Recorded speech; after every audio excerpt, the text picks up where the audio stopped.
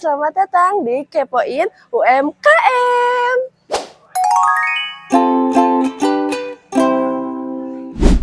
Mochi lampion oleh-oleh khas Sukabumi yang memanjakan lidah dan menyimpan hangatnya tradisi di setiap gigitan. Suka mochi? Di sini tempatnya. Mochi lampion punya banyak rasa, dari original sampai yang kekinian. Ada juga daifuku, lembut, manis, dan bikin jatuh cinta dari gigitan pertama. Nah, jadi di sini nggak cuma mochi, tapi di sini juga banyak snack-snack yang cocok banget dijadiin buat oleh-oleh. Contohnya kayak ini. Ini rangginang khas Sukabumi.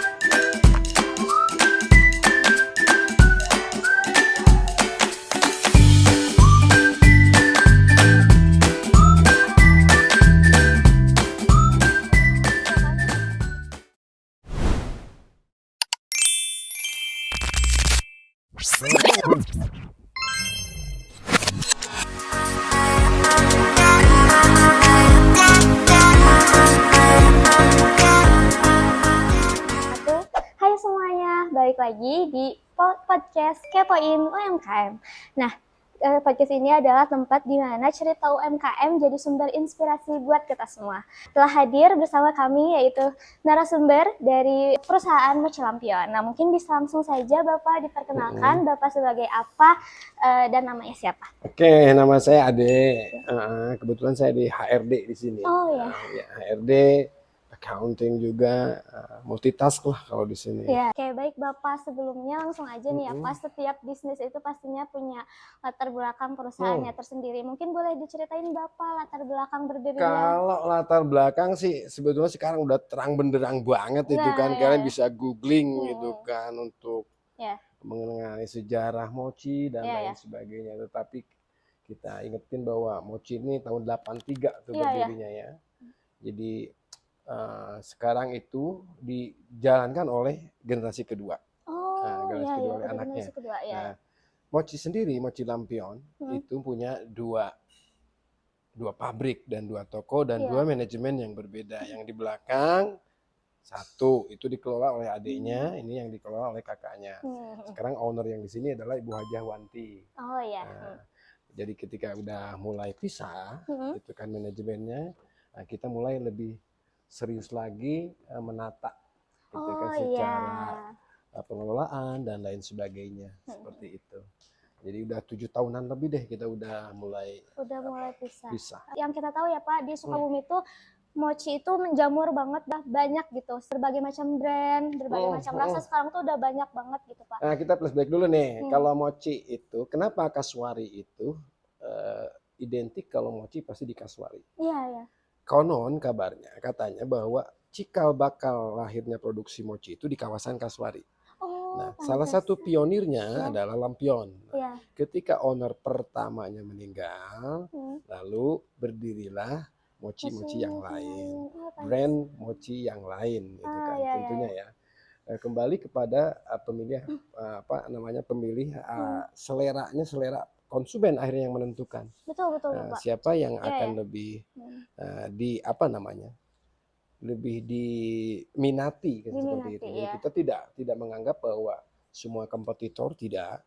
Kita menganggap bahwa mereka adalah partner kita, saling melengkapi seperti itu. Capek kalau kita menganggapnya kompetitor. Betul. Ketika kita menganggap asumsi seperti itu, kita akan sugesti kita akan negatif terus gitu kan. Kita tidak akan inovatif ya.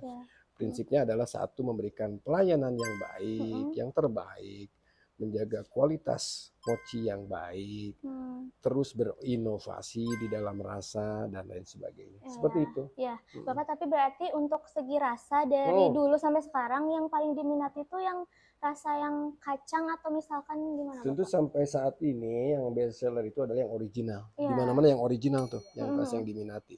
Cuma sekarang itu kita ada dua kemasan. Dulu itu kita asumsinya mochi itu pasti kemasannya dengan kemasan yang klasik gitu kan, dari keranjang bambu seperti itu. Maka kita ada dua pilihan, yang ice catching, yang handy, mudah dibawa. Kemasannya di box seperti itu. Sama original juga. Nah, sementara ini sampai saat ini yang best seller artikel itu mochi yang Ya. original seperti itu. Yang original sendiri filling atau isiannya itu kacang tanah. Kacang tanah seperti ya. itu. Ya. Oke Bapak, berarti sebenarnya saya sendiri aja ya Pak Bener ya. itu. Untuk jadi kayak malah si packaging itu yang bikin si konsumen tuh memutuskan untuk Salah beli. satu di antaranya itu. Ya, Kan kita dulu gini, ketika ada yang mau beli mochi dulu, apa konotasi di dalam pikiran kita? Dikonsumsi untuk orang tua. Ya, Satu itu ya. Betul Pak. Maka kemasannya pun old school banget itu kan, artinya begitu apa namanya, ya seperti itu, dari ikatan bambu seperti itu. Kenapa enggak kita berpikir yang datang berkunjung itu membawa anak atau keluarga seperti itu kan? Kenapa enggak kita sasarannya enggak itu aja, enggak orang tua aja. Nah, maka satu harus yang eye catching packaging, satu itu ya, yang mudah dan menarik. Seperti itu. Yang kedua adalah di varian rasa. Targetnya adalah segmen pasarnya tidak melulu sama orang tua. Gitu kan? Nah, tentunya ketika kita menentukan atau memilih produk yang baru harus ada observasi dan lain sebagainya. Tidak simsalabim karena kan itu terintegrasi. Kita harus mengkalkulasikan cost secara detail seperti itu, bagaimana responnya dan lain sebagainya, seperti itu. Oke, baik Bapak, terima kasih banyak. Ini sangat amat informatif sekali. Bapak, sekarang kita bisa lanjut ke yang price. Jadi katanya menentukan harga itu kadang jadi dilema buat yang punya perusahaan, katanya gitu. Jadi bukan katanya, iya dong. Tapi iya dong. berarti sesuai realita. Terus katanya kalau misalkan mau kompetitif tapi tetap untung. Nah, kalau misalkan di Mochi Lampion ini strategi untuk menentukan harganya itu bagaimana, Bapak? Mungkin ketika kalian belajar accounting, itu ada harga pokok penjualan. Iya, HPP penjualan. HPP ya. Maka ketika kita di HPP itu ada yang namanya forecast margin. Berapa perkiraan estimasi margin yang akan kita peroleh maksimum. Misalnya nih, salah satu produk misalnya kalian kalkulasikan 40%.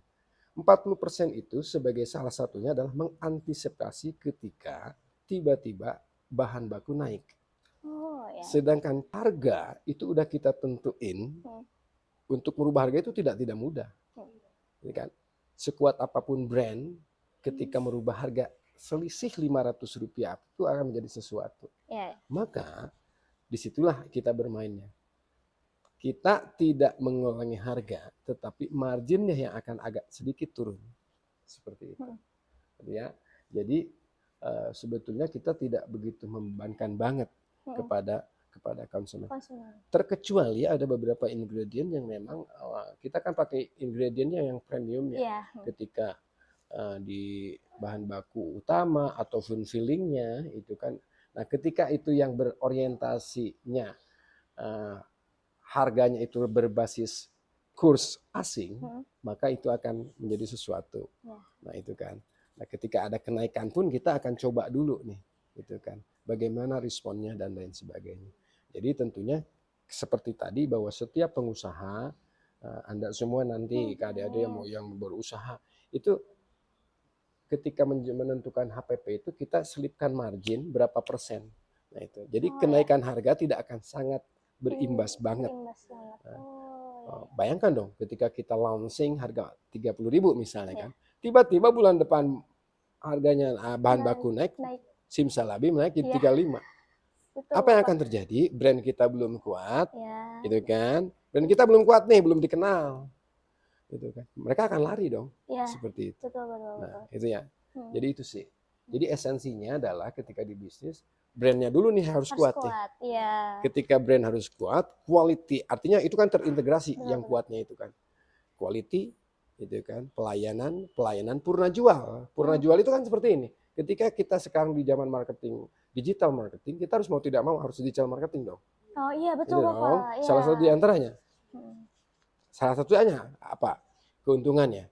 Kita tidak berisiko untuk buka cabang. Ketika buka cabang kan kita repot. Harus nyewa tempat, sumber daya manusia, dan lain sebagainya. Kosnya gede banget. belum tentu juga responnya bagus. Maka keuntungan di digital marketing adalah kita mempermudah untuk nge-market, itu kan seperti. Tetapi kelemahannya apa? Ketika ada komplain, kita harus quick respond, harus cepat tuh. Betul Bapak. Nah itu ya akan menjadi sesuatu. Nah, ketika satu, pelayanannya kurang bagus. Kedua, misalnya kualitas. Nah, maka kita pun ada orang yang menghandle admin online yang senantiasa mereview di Google atau di IG dan lain sebagainya. Seperti itu. Ya, Bapak kan tadi sempat notice ada penjualan online. Ya, antara penjualan online dan offline sejauh ini lebih offline dong. Pasti offline. Perbandingannya adalah mungkin 90-10%. Oh, 10%. Tetap orang itu akan, kecuali yang dalam tanda petik yang memang apa ya, pesanan tertentu yang di dalam kota itu kan seperti itu.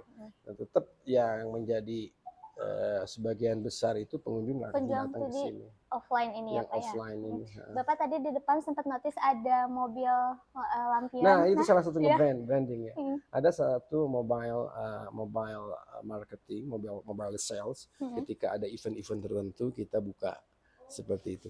Jadi kita tidak standby di satu tempat. Artinya kita, contoh misalnya kita mereka jalan di setiap weekend itu di Situ Gunung itu kan seperti itu. Nah kita tidak berisiko satu tadi menyewa tempat, kita hanya bayar parkir doang. Seperti itu kan. Nah harus. Nah kan seperti hal-hal seperti ini tidak akan mungkin itu kan dipikirkan oleh satu kepala. Makanya perlu manajemen itu adalah untuk membuat melahirkan ide-ide gitu kan, ide-ide terobosan seperti itu. Kayaknya seperti itu. Oke, Bapak. Bapak kalau misalkan ngomongin tentang promosi ini tuh lebih efektif di online atau misalkan kita bikin brandingan di offline kayak sebar pamflet atau apa kayak kalau pamflet itu old school banget itu kan. Sekarang itu kan semuanya harus based on digital, not on based on paper gitu kan. On paper no gitu kan, jadi tidak berbasis kertas, tidak, harus digital. Nah, tetapi yang paling ada dua sebetulnya kan semua tidak melek medsos gitu kan. Betul Bapak. Maka kesimpulan kita untuk sementara adalah jadikan ketika pengunjung ke sini adalah raja satu itu. Jadikan mereka itu seolah-olah seperti nabi. Nabi itu begini ibaratnya. Ketika kita memberikan pelayanan baik, gitu kan, dan kualitasnya juga baik, nah, maka dia akan menyebarkan 1000 kebaikan tentang kita. Jangan menjadikan mereka itu seperti teroris. Artinya apa? Kita cuek, jutek dan lain sebagainya, kualitasnya apa adanya, apa yang akan terjadi? Dia akan menebar sejuta kejelekan gitu. Itu kan logika berpikirnya itu. Nah, itu tadi perlu adanya satu controlling, supervising, controlling itu kan. Seperti itu. Sejauh ini Bapak apa tantangan terbesar menjalankan UMKM Mochi di Kota Mochi? Di Kota Mochi. Yang mungkin yang bisa disebutkan. Tantangannya tentunya adalah sekarang itu di daya beli masyarakat ya. Betul. Karena kalau sekarang itu kalau inflasi dari kata orang-orang ekonomi itu, jadi satu yang perlu disadari adalah mochi bukanlah kebutuhan premier, gitu kan. Secondary pun enggak, gitu kan. Seperti itu ya. Jadi mau tidak mau orang akan berpikir kalau orang seperti kita beli mochi yang harga 50.000 kan nggak kenyang, gitu kan.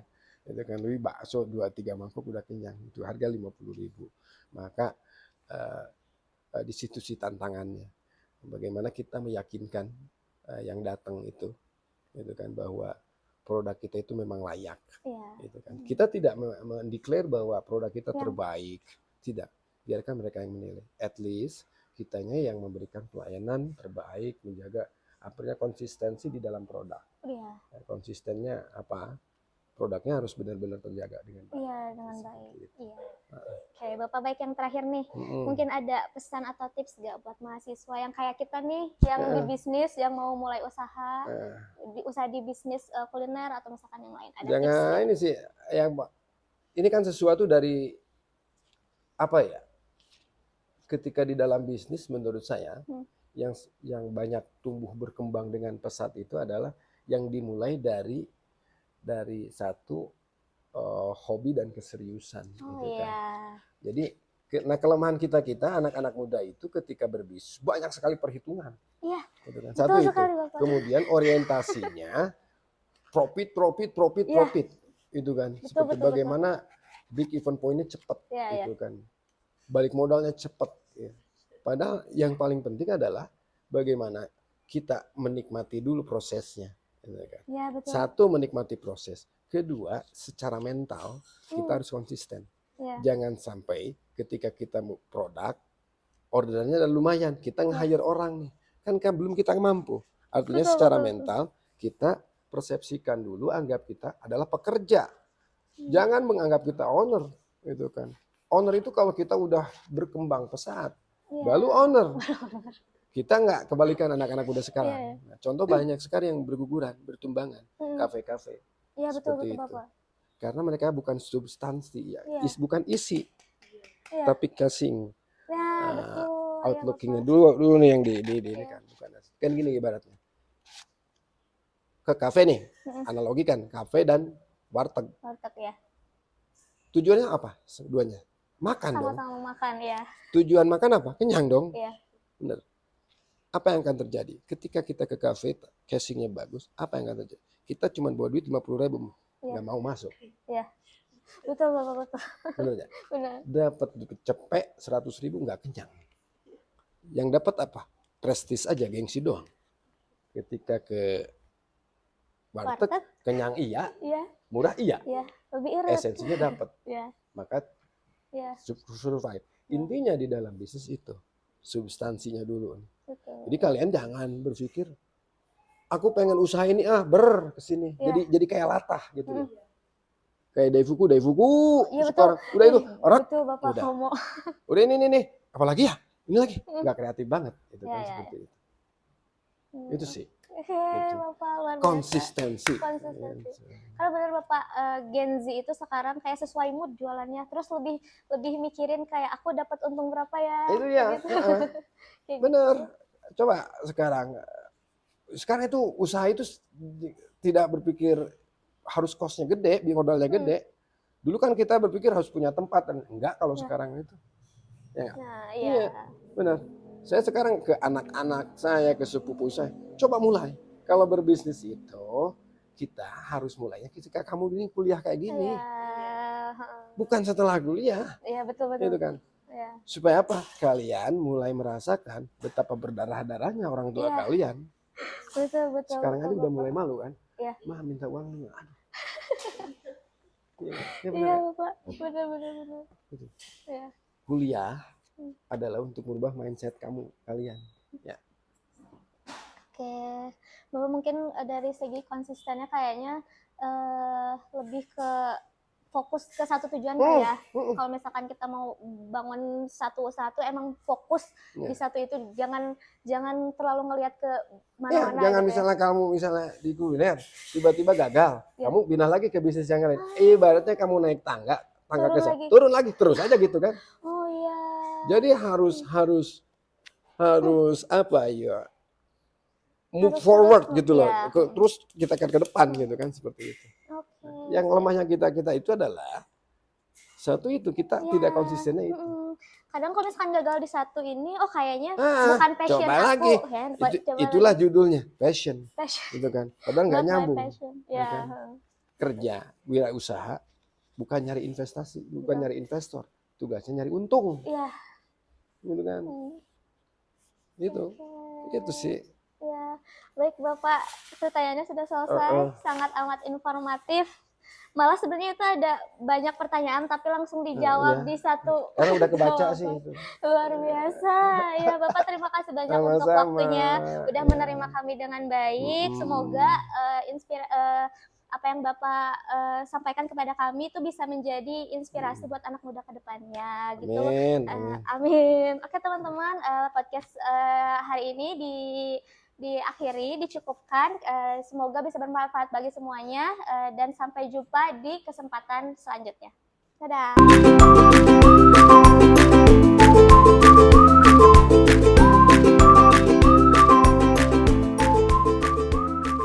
Hai semuanya, baik balik lagi sama kita di podcast Kepoin UMKM. Nah, kali ini kita bakal review mochi-mochi yang ada di Mochi Kasuari Lampion. Jadi, langsung aja kita cobain. Cheers!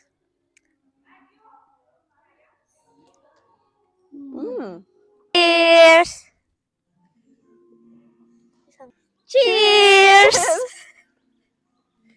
Mochinya lembut banget, terus isinya banyak, nggak pelit, sama manis, ya balance gitu antara kacang sama si luaran mochinya tuh. Jadi produksinya Mochi Lampion itu bukan cuma mochi-mochi kayak gini, tapi mereka juga pastinya mengikuti perkembangan zaman, yaitu ada Mochi Daifuku. Jadi ini ada rasa, ada coklat Dubai sama strawberry ya? Ya, oke. Jadi pastinya teman-teman gak akan mungkin dibuat bosan sama Mochi Kasuari karena mereka punya banyak pilihan. Mochi Lampion ini benar-benar best mochi ever yang pernah kita cobain. Kayak gitu. Apa bintang 5? Buat teman-teman orang Sukabumi, orang manapun, jangan lupa cobain Mochi Kasuari Lampion karena mereka juga tersedia di platform online. 2-3 hari. Jadi ini tanpa pengawet. Okay, bye. See you next time. Pose with the fans.